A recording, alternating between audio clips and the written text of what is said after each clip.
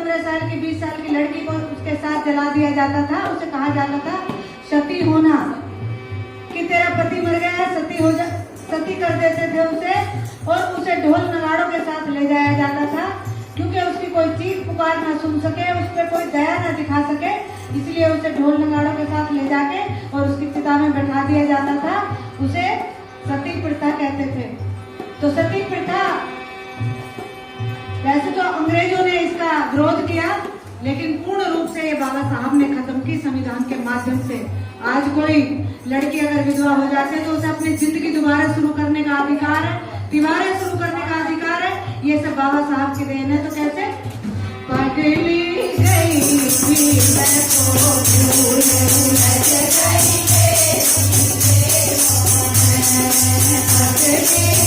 गई थी मैं तो भूल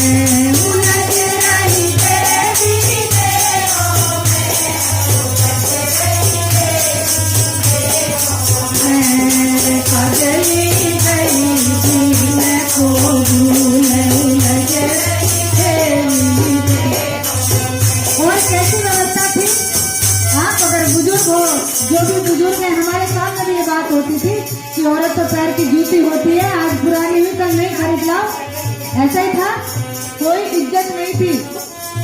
तो ये सब व्यवस्था किसने खत्म करी?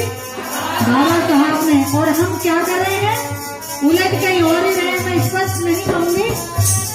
पैर की जूती मानी जाती, पैर की जूती तू तो रोज सताई जाती है, तू तो रोज सताई जाती, तेरी बाबा बता गए जान उलझ रही तेरों में, तेरी बाबा बता गए जान उलझ रही तेरी देरों में, उलझ रही तेरी उलझ रही देवी।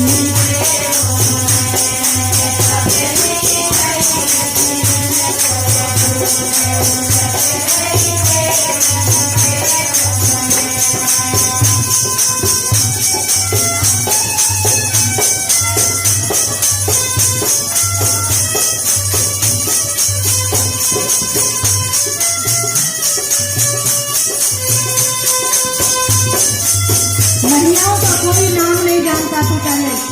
गाँव में अगर किसी का नाम था तो या तो उसके पति का, पिता का या भाई का, लेकिन उस महिला को कोई नहीं जानता था, चाहे वो किसी की बहन है, पत्नी है, माँ है या बेटी है, उसे कोई नहीं जानता था। ये बाबा साहब ने हमें अधिकार दिया। आज आप यहाँ जितने लोग बैठे हो, शायद आप मेरे हस्बैंड का या मेरे भाई का, मेरे पिता का नाम नहीं जानते, लेकिन मेरा नाम सब जानते हैं। ये किसकी देन है? बहन जी का नाम आज उसके माता पिता का नाम शायद कोई न जानता हो, लेकिन बहन जी का नाम सब जानते हैं। ये किसकी देन है?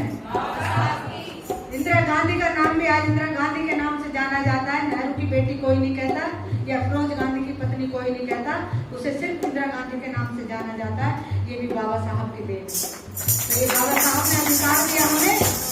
तेरा कोई मान नहीं था, तेरा कोई मान नहीं था, तुझको कोई जान नहीं था, तुझको कोई जान नहीं था, बाबा